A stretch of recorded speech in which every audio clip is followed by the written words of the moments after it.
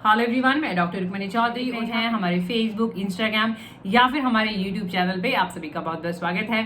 और आज के इस वीडियो में मैं आपको जानकारी देने वाली हूँ एकेंथोसिस नाइग्रिकेंस के बारे में। एकेंथोसिस नाइग्रिकेंस ये कोई डिजीज नहीं है, वेरी फेयरली स्किन कंडीशन है, यानी बीमारी नहीं है, ये कोई दूसरी बीमारियों का, अदर डिजीज का ये एक साइन हो सकता है।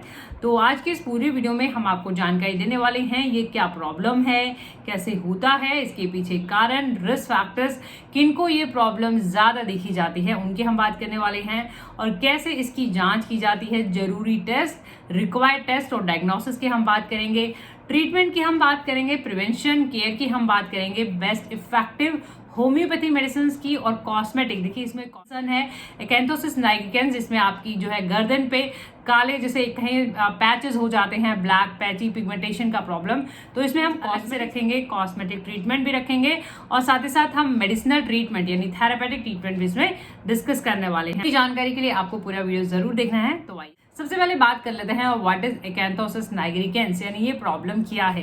देखिए नाम से पता लग रहा है एकेंथोसिस नाइग्रिकेंस। नाइग्रिकेंस का मतलब यहाँ पे होता है ब्लैक पिगमेंटेशन से, डिस्कलरेशन से।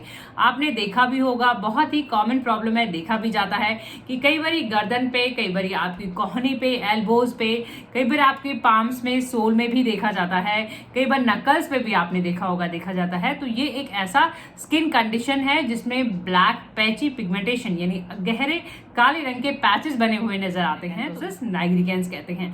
तो कहाँ कहाँ पे कॉमनली एरियाज की हमने बात करी है, सबसे ज्यादातर जो देखा जाता है गर्दन पे देखा जाता है, आपकी एल्बोज कोहनी पे भी देखा जा सकता है, आपके नकल्स पे भी देखा जा सकता है, हाथों में, पैरों में, कई बार लेग्स के अराउंड भी देखा जाता है, और उसमें भी देखा जाता है, और पाम्स में भी देखा जाता है।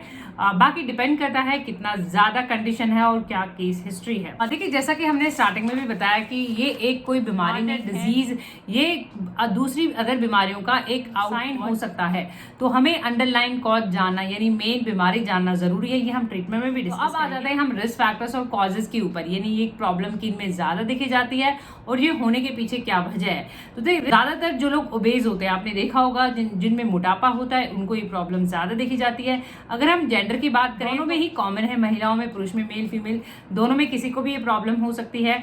डार्कर स्किन, जिनका कॉम्प्लेक्शन डार्क साइड रहता है, जो थोड़े गहरे रंग के होते हैं, उनमें ये प्रॉब्लम ज्यादा देखी जाती है।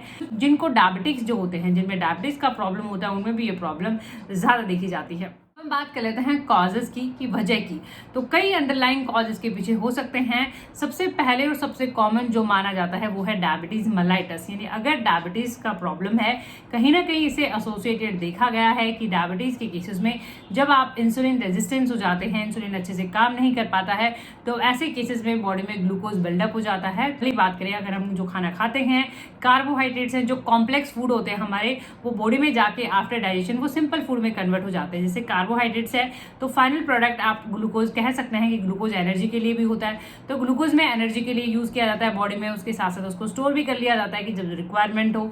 तो ऐसे केसेस में क्या हो जाता है कि अगर आपका इंसुलिन प्रॉपर्ली काम नहीं कर रहा, वैसे इंसुलिन का काम होता है कि अच्छे से इंसुलिन के प्रेजेंस में वो बॉडी जो है सेल्स हैं जो ग्लूकोज को टेकन अप कर पाए, अच्छे से उसको यूटिलाइज कर पाए। इंसुलिन के सही से काम ना करने की वजह से ग्लूकोज वहां पे जमा हो सकता है और इस वजह से आपका ब्लड ग्लूकोज बढ़ सकता है। तो डायबिटीज के केसेस में इसीलिए इसका लिंकअप देखा जाता है कि एकेंथोसिस नाइग्रिकेंस यानी ब्लैक पिगमेंटेशन गर्दन, हाथों, पैरों के अराउंड ज्यादा देखा जाता है। उसके बाद बात आती है इसमें कुछ कैंसर की, जैसे मान लो अगर आपको स्टमक कैंसर है, पेट का कैंसर है, जिसको एडिनोकार्सिनोमा भी कहते हैं, ऐसे केसेस में ज्यादा देखी जाती है। कुछ ग्रंथियां हैं, ग्लैंड्स के डिसऑर्डर्स हैं, जैसे मान लो एड्रिनल ग्लैंड का जो डिसऑर्डर है, एडिसन डिजीज, उसमें भी ये प्रॉब्लम ज्यादा देखी जाती है। पिट्यूटरी ग्लैंड डिसऑर्डर, पिट्यूटरी ग्रंथि के भी कुछ डिसऑर्डर हैं जिनकी वजह से भी ये प्रॉब्लम ज्यादा देखी जाती है।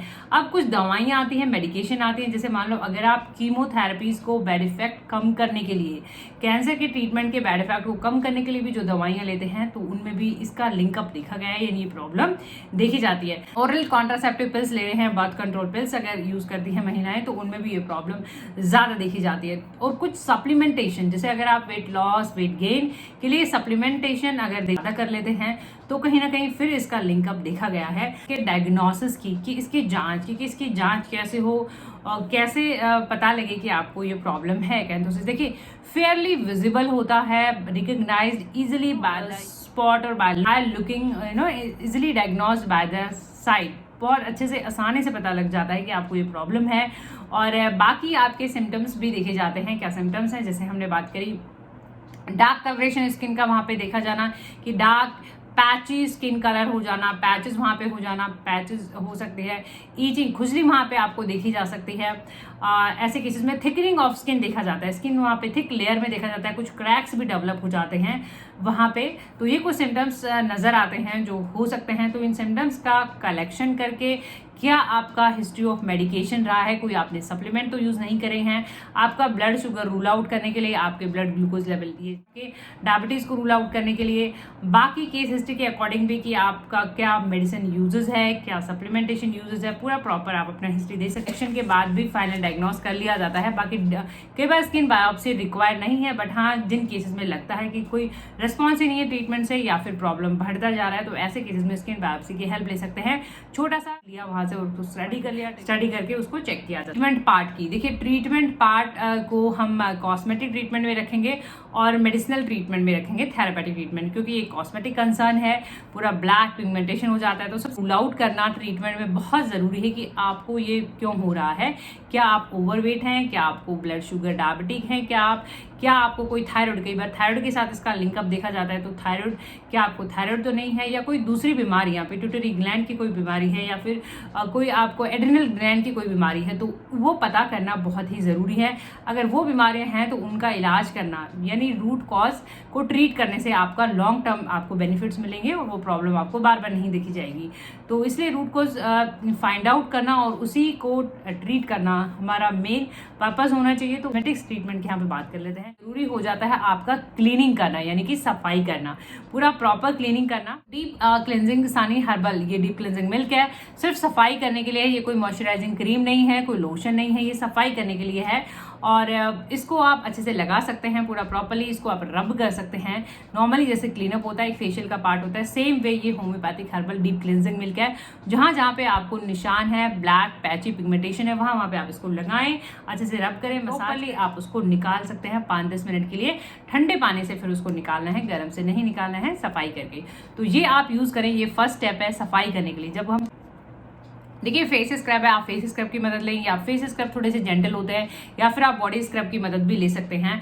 और स्क्रब है थोड़ा जेंटल रहना है, आपको हार्ड नहीं रहना है, बिल्कुल भी जेंटल विद योर स्किन, बहुत ही जेंटली। क्यों? क्योंकि जिनको थिकनिंग होती है स्किन, इसमें होता क्या है कि आपकी स्किन बहुत ही एपिडर्मल सेल्स थोड़ा सा फास्ट ग्रो करती हैं, तो वहाँ पे वो डिपॉजिट होती रहती है, तो स्किन थिक हो जाती है। तो उनके रिमूवल के लिए आप स्क्रब की मदद ले सकते हैं। थोड़ा सा लगाया, मसाज करा, रब करा, बहुत ही जेंटल आराम से आप इस तरीके से हफ्ते में एक बार भी कर लेते हैं तो इनफ है। तो आप इस तरीके से यूज़ करें स्क्रब। और डीप क्लींजिंग सानी हर्बल मिल्क को आप वीक में 2 बार भी कर सकते हैं, डेली बेसिस पे नहीं करना है, सिर्फ वीक में 2 बार या फिर ऑल्टरनेट डेज पे आप कर सकते हैं। और स्क्रब सिर्फ आपको 1 टाइम करना है। देखिए सीजन के हिसाब से भी, और जिनको पिगमेंटेशन डिसऑर्डर होते हैं तो उनके लिए फिर सन प्रोटेक्शन बहुत ज़रूरी हो जाता है, फोटो प्रोटेक्शन। यानी जब भी आप बाहर धूप में जाएं, हमेशा जो एक्सपोज्ड एरिया है आपका, अगर आपके आर्म्स हैं या फिर आपका नेक भी है, जितना भी आपका धूप के कांटेक्ट में आने वाला जो हिस्सा है, वहाँ पे आप ये ज़रूर लगाएं। बाहर जाने से लगभग आधा घंटा पहले प्रॉपर्ली पूरे फेस पे लगाएं, नेक पे लगाएं, जो एक्सपोज एरिया है वहाँ पे आप लगाएं। एक थिन पतला सा एक लेयर बना लें और इस तरीके से यूज़ करें, ताकि आपको फर्दर और आपका प्रॉब्लम वर्स ज़्यादा बेकार ना हो, केस वहाँ पे कंट्रोल हो जाए। तो उसके लिए आप इसकी मदद ले सकते हैं। सनस्क्रीन कौन सी मेडिसिन है होम्योपैथी में?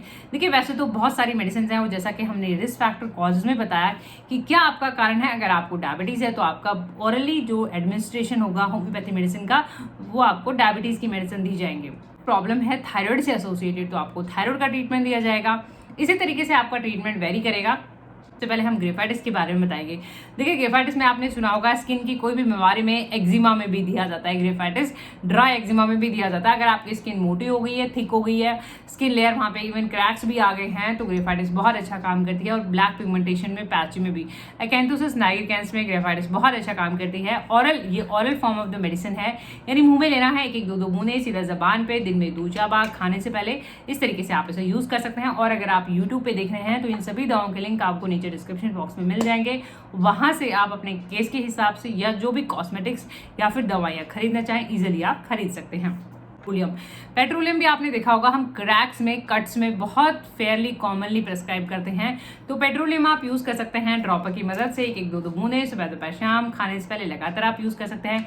पेट्रोलियम में थोड़े गैस्ट्रिक सिम्टम भी आ जाएंगे। अगर आपको लगता है कि हाँ मुझे कोई गैस्ट्रिक प्रॉब्लम भी है, उसके साथ साथ गैस, एसिडिटी होना, वटाई को चक्कर आना, तो फिर आप पेट्रोलियम और अच्छा मैच कर जाती है, आप ले सकते हैं। नेक्स्ट में हेमामेलिस भी आपने देखा होगा हम कट्स में, थिकनिंग ऑफ स्किन में, क्रीम भी आती है हेमामेलिस की, इसीलिए तो आप यूज कर सकते हैं। हेमामेलिस में ये भी देखा जाएगा कि आपको वहां से कहीं ब्लीडिंग तो नहीं हो रही है कट्स वगैरह से, तो फिर आप हेमामेलिस ले सकते हैं। बहुत common Berberis aquifolium, homeopathy medicine, oral uses as well as external uses, दोनों तरीके से काम होता है, लगाने में भी खाने में भी। ये हमने क्लिनिक पर्पज से बड़ा रखा हुआ है, आप अपने हिसाब से छोटा बॉटल भी ले सकते हैं अगर आप इसे ऑरल यूज करना चाहें, क्योंकि डिटॉक्सिफाई भी करता है आपकी बॉडी को ये, तो थोड़े से पानी में 10-15-20 ड्रॉप मिक्स करके दिन में 2-4 बार आप ले सकते हैं।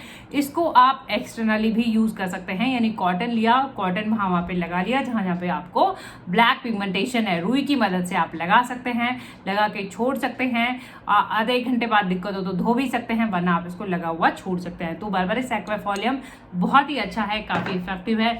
पाल्सेटिला nigricans again very effective homeopathy medicine in acanthosis nigricans, आप इसे भी यूज कर सकते हैं 30 या 200 पावर में, एक एक दो बूंदे सुबह दोपहर शाम। एक्यांथोसिस नाइग्रिकेंस देखिए, आपने जितने भी फेयरनेस के हमारे वीडियोस देखे होंगे, साबुन में भी डाला जाता है।